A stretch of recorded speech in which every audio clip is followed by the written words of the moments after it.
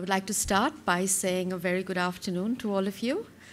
It is always for me a great pleasure to come back to Sarajevo. I think this is perhaps my 5th visit. And I have to say this is my first visit in such deep winter and such a lot of snow. But, you know, all of you came, which is absolutely fantastic. And I echo my previous speaker, Emily's sentiment that all of you being here in the room gives us energy, all of us who work with early childhood development, who work with young children, that yes, we are moving in the right direction and we have the dedication and commitment that is required to invest in the best start in life for every young child. I'm very conscious that I have only 20 minutes. I have many things to say, but I will try and be as brief as possible. I'm going to quickly take you through a quick snapshot of our work in Central and Eastern Europe and the Commonwealth of Independent States. When I say our work, I'm talking about UNICEF. As you perhaps know, UNICEF works in 22 countries and entities of the Central Eastern Europe and Commonwealth of Independent States region. And each of our country offices works closely with governments on various aspects of programs for children that support child rights. Now, of our 20 country offices, I am happy to say, of our 22 country offices, I'm happy to say that 20 are actively involved in early childhood development.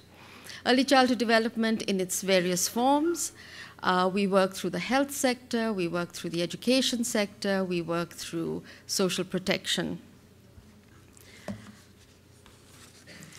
I quickly want to show you a diagram which summarizes how we conceptualize early childhood development.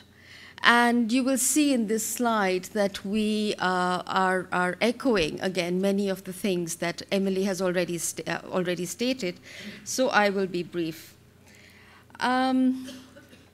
We believe that each of these sectors, health, nutrition, education, social protection, and child protection, has a very, very important role to play in the complete picture of early childhood development.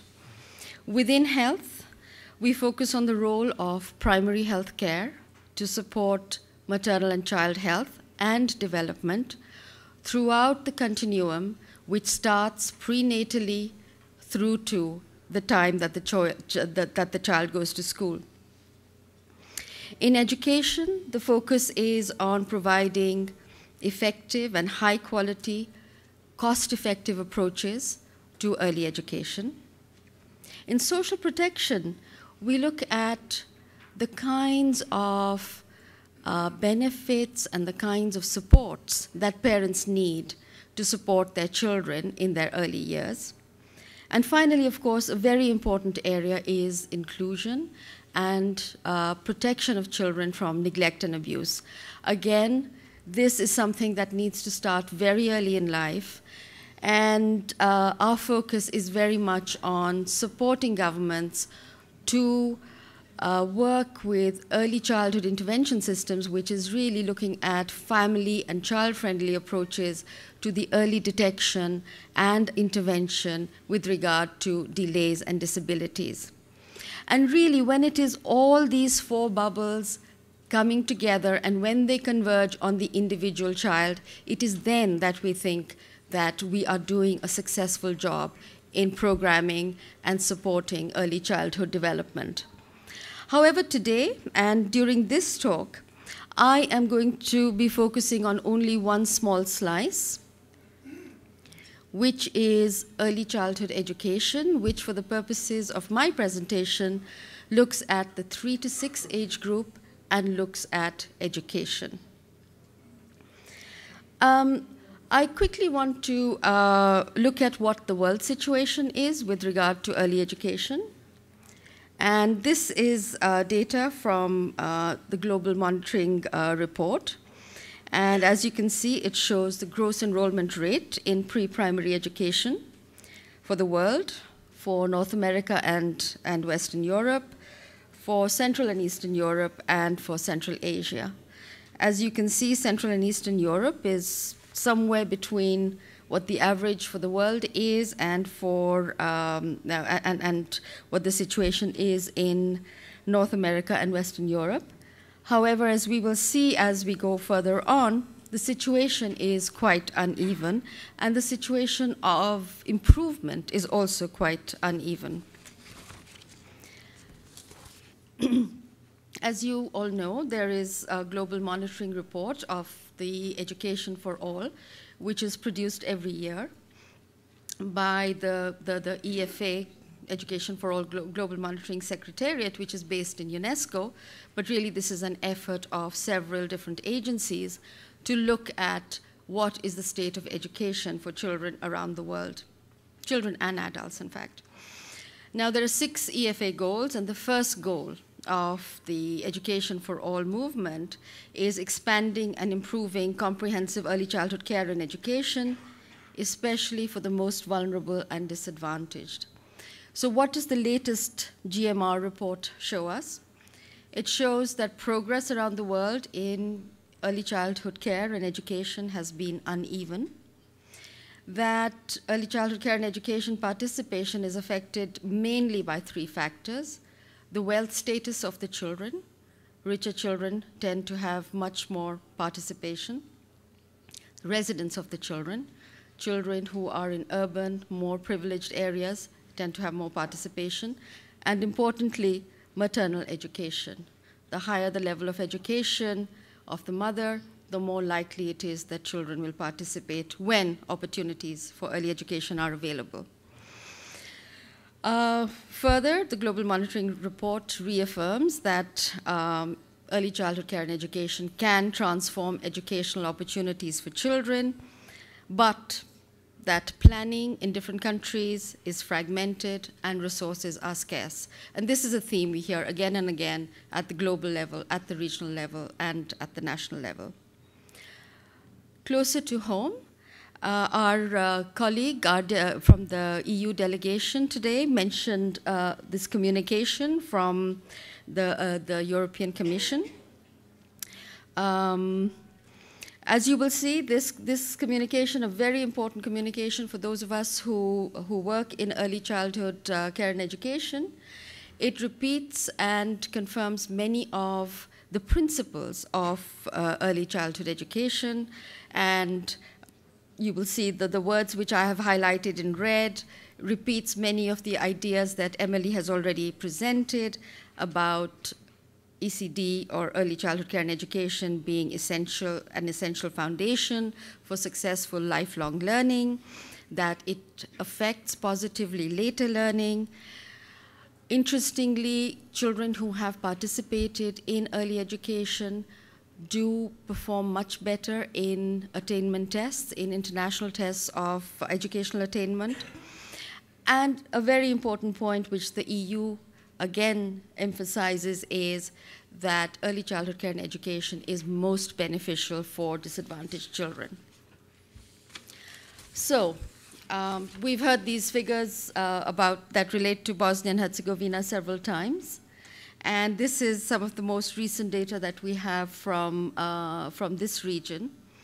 This is the number, or this is the proportion of children not participating in pre-primary education. And as we know, the figure is quite high in Bosnia and Herzegovina. I just want to do a quick snapshot of the situation of early childhood education in the CECIS region. As we know, the region in the past had quite a strong tradition of comprehensive kindergartens, but with transition came a huge decline in social spending, and the first to be affected in this transition were services for young children. There's also been a huge move towards decentralization. and decentralization of the responsibility to provide early childhood education. And this has had the effect that there hasn't been the kind of capacity or the budgets at the decentralized level to cope with the requirements of providing effective early education. There are increasing, as we see, there are increasing inequalities in the region. Public provision, where, the early education services, where the government is investing money, is usually captured by the children of urban middle-class families. And children who need it the most, children who are most disadvantaged, children who are most vulnerable, are left out. And among the vulnerable, of course, children with disabilities. In this region, there tends to be a preference to institutionalize children with disabilities rather than support families, and then support families to include children in preschool. So this is a common trend we see in this region. And among the most marginalized groups, of course, are Roma children, and we see very, very low rates of participation. Sorry, I was showing you the wrong slide. So among the Roma, we see very, very, very low rates of participation in early education. As you can see, in Kosovo, it's 0.2%. And in Romania, where generally the figure for participation in preschool education is relatively high, in fact, it's about 1/10 the participation. Going on to my next slide, I'm not going to dwell on this slide too much because the speaker who's going to speak after me, Dr. Jan van Ravens, is going to be talking about this particular slide, which really talks about GDP per capita and a country's performance in early childhood education. In general, we see that there are some countries which are falling below what is the norm, but I'm going to leave this slide to Dr. Jan van Ravens to explain in much more detail because he is much more qualified than me to do so. But this is really a very, very interesting slide which shows that countries which have similar wealth status are performing quite differently on early education. And there are reasons for that which we can discuss later. This is a slide which really shows the difference of participation between the richest 20% and the poorest 20% in the different countries. And as you can see, the participation rates are very, very determined by the family wealth status. And the poorest kids often participate at 0 level or no participation at all. Again, this is just to reiterate that children who come from the poorest families actually benefit the most from early education. And children who come from more privileged families, the effect size or the effect that early education has on their development is less because they already do have a more enriched environment given their home environments from which they come. So the difference, this slide really suggests to us where we should, when we have limited resources, where we should be targeting our money. There are many views about whether we should have targeted programs for poor children or whether we should have universal programs for all children. And I think the consensus is that programs for poor children tend to become poor programs. So we should be looking at universal services. However, we should move in a way which is called targeted universalism or progressive universalism, which means you start with the poorest and then you move outwards. I quickly want to show you a slide from Moldova where we looked at what is the cost distribution in a traditional, conventional full-day kindergarten, which is very typical of this region? Well, first of all, we see that in Moldova, the expenditure was much higher than compared to OECD countries. And secondly, that the expenditure, the main reason for the expenditure was free meals, school space, the pupil-to-teacher ratio, and the number of non-teaching staff. None of these is really about the hours that are spent in teaching and learning. At the same time, there is some good news from the region. We have in the region several countries which have, including, of course, Bosnia and Herzegovina, new national strategies and policies. We have new preschool laws. We have some very progressive developments in Serbia, where there is increased attention to the inclusion of Roma children and also increased attention to the participation of children with disabilities. There is much greater emphasis in countries of this region on increasing access. Grade 0 has become compulsory in several countries, and there are lots of innovative models. We have community-based models, we have part-time models. We even have a country where they're looking at broadcast media for early childhood education. In Bosnia, of course, we have the excellent integrated parent-child center model, which has a lot of promise, and we look forward to an external evaluation of that so that it can really be promoted not only wider within Bosnia, but around the region. We have more data.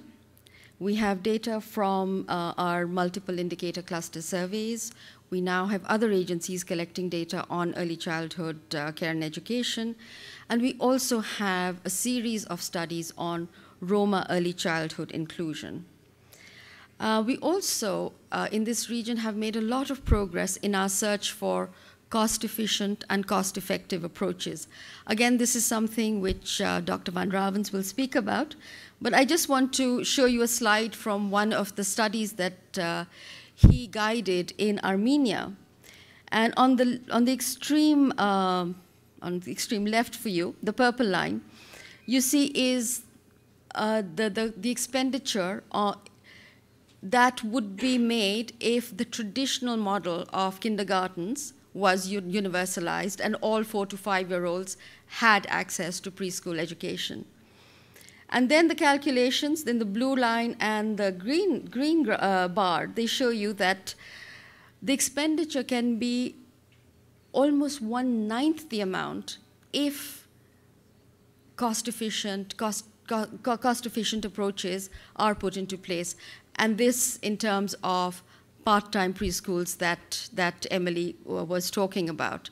And as she also mentioned, the effect and the positive impact for children between a part-time preschool and a full-day preschool is minimal. We have the expertise, we have the political will, so there's no reason to wait.